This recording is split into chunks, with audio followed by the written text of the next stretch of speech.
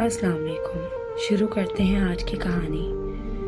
कहानी पसंद आए तो please subscribe and like my channel. शहर की गलियों में वो रोज़ाना एक ही वक्त पर आती थी, जैसे कोई अंदरूनी कशिश उसे वहाँ खींच लाती हो।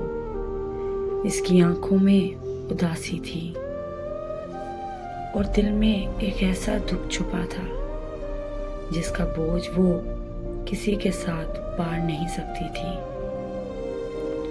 माहीन की जिंदगी कभी बहुत खुशहाल हुआ करती थी।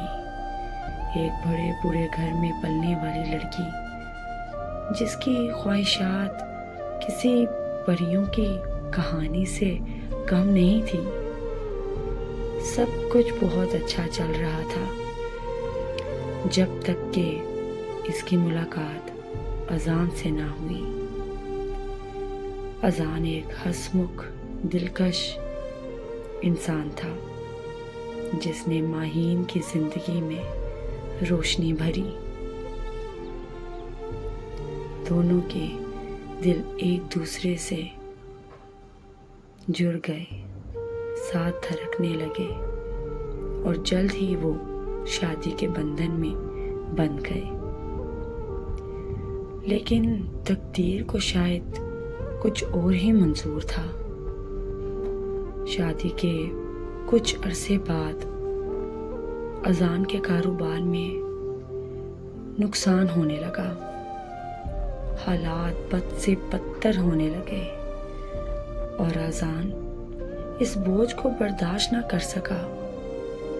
वो दिन रात काम में लगा रहा, लेकिन हालात बेहतर ना हो सके। इसकी सेहत बिगड़ने लगी और एक दिन वो दिल का दौरा पड़ने से चल बसा। माहीन के लिए दुनिया रुक सी गई। इसका दिल टूट सा गया। अजान के बगैर जिंदगी एक सुनाटा बन गई थी। वो ना किसी से बात करती, ना ही बाहर जाती।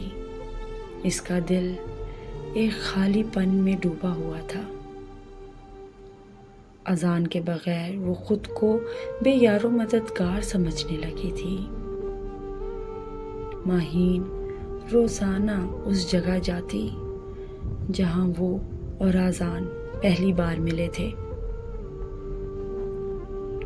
वो वहां खड़े होकर घंटों अजान की यादों में खोई रहती।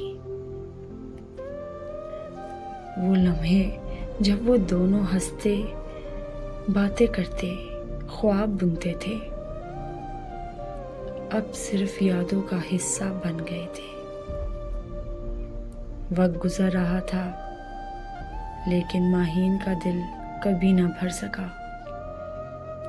एक दिन वो उसी गली में बैठी रो रही थी जब एक बूढ़ी औरत ने इसे देखा और कहा, बेटी, जिंदगी में गम जरूर आते हैं, मगर हमें जीने का हौसला खुद पैदा करना पड़ता है। अजान तुम्हें देख रहा है और वो कभी नहीं चाहेगा कि तुम यूं जिंदगी गुजारो। माहीन ने आंसू पोंछे, मगर इसका दिल अभी भी अजान के दुख से बाहर निकलने को